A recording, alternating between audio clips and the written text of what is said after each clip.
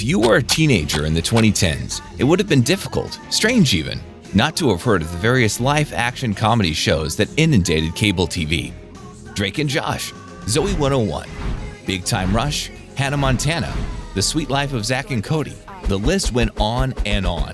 It wouldn't be much of an exaggeration to say that Nickelodeon and Disney Channel had something akin to a monopoly in teenage entertainment. These shows took the tried and true format of sitcoms and refashioned it for a younger audience. An experiment that proved to be not only successful, but also burgeoned a new batch of young actors and actresses that would come to define the culture of an entire generation. Drake Bell, Josh Peck, Amanda Bynes, Cole Sprouse, and especially current pop star Ariana Grande had their rise to fame through these deeply beloved shows. Yet in recent years, the ongoing expose of Dan Schneider and his shady activities as creative director to many of these successful sitcoms has brought a wave of public scrutiny and concern over the treatment of child actors and actresses in Hollywood.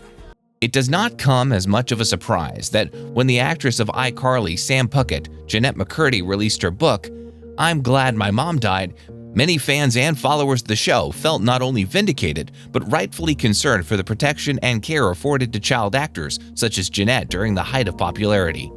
For Jennette, that was when she shared the spotlight of fame with her co-star Miranda Cosgrove for their portrayal of Sam and Carly. During that time, Jennette also managed to earn 4 Nickelodeon Kids' Choice Awards due to her beloved portrayal of the tomboyish, although sometimes crass, Sam Puckett. Despite her success, Jennette chose to abruptly end her fame at what many would consider the peak of her career. She would disappear from the public eye, only to return years later with a memoir that detailed the suffering and pain she had to endure during her supposed height of success.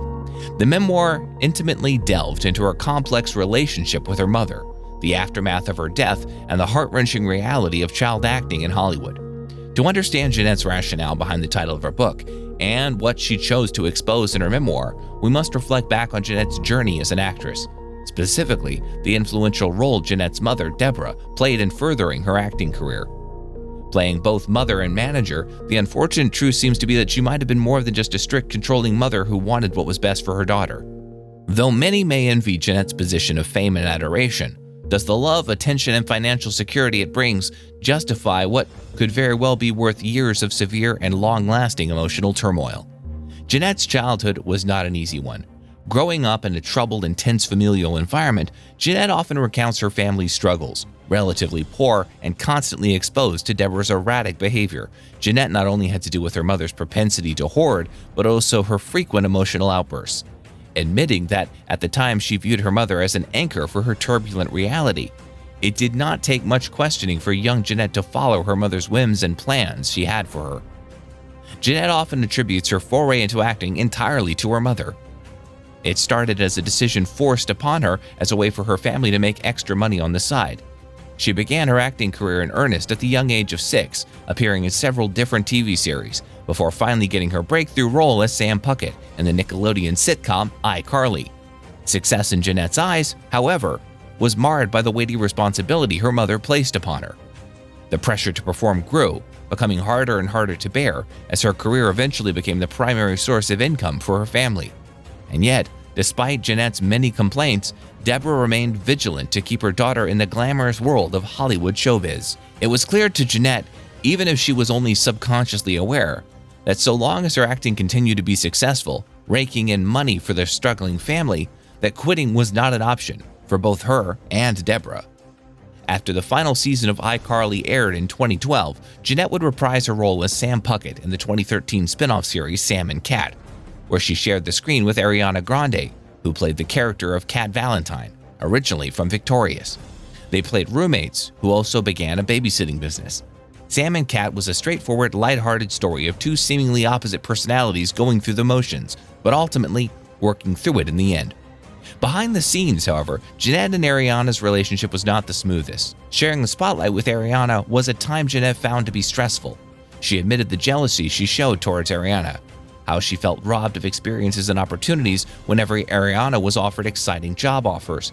In her memoir, she would also come to admit that she even envied how different Ariana's upbringing was in comparison to hers.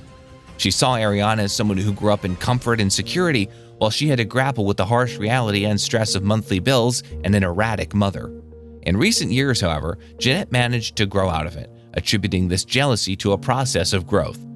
She came to understand it as a byproduct of the competitive and predatory environment of child acting, coupled with her own insecurities as a teenager.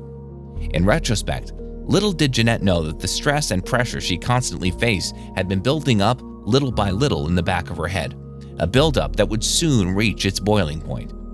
In 2013, in the middle of the first season of Sam and Cat, Deborah McCurdy had finally succumbed to cancer, leaving Jennette lost and without a sense of her present or future.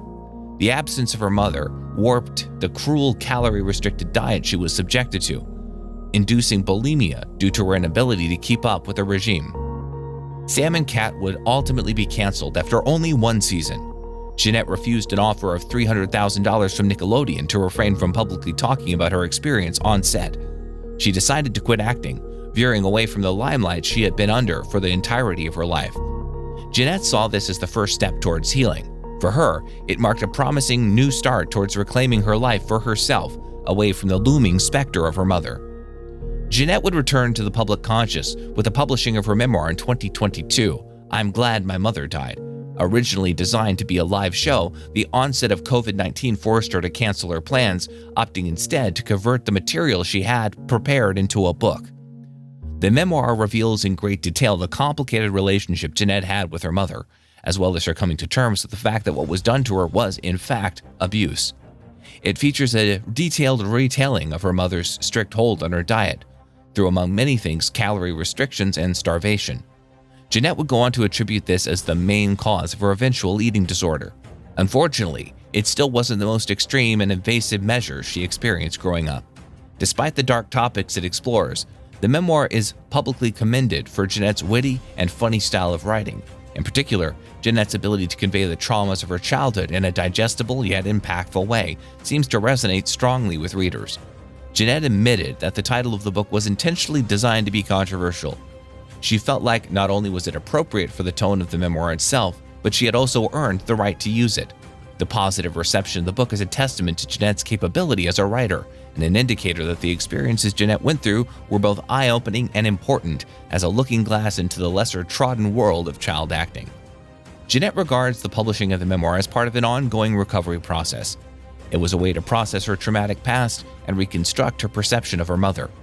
Although bearing messages promoting renewed confidence and an empowered sense of self, the release of the memoir also serves as a grim reminder of the hidden dangers and suffering of those vulnerable to exploitation. In Jennette's case, child actors in their uncertain position in the adult world of showbiz and acting. Jennette's story is both cautionary and triumphant. It is a tale that brings to light the unfortunate and terrible circumstances a young girl found herself in and how she tries to overcome them. Jennette's suffering did not simply begin after the death of her mother. It was a given, fundamental reality of her life.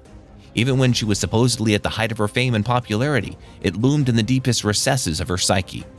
Jennette's life experiences not only serve as a stark reminder of the real dangers child actors are subjected to, but it is also an honest account of a daughter who suffered heavily under the weight of her mother's expectations. A mother who lived vicariously through her daughter's success, while at the same time being a major source of her suffering and pain. Whether you agree that Jennette is justified in the elation of her own mother's death is the decision she forfeits to the readers of her book. However, whatever the case may be, it is difficult to deny that Jennette McCurdy now resides in a better state of mind.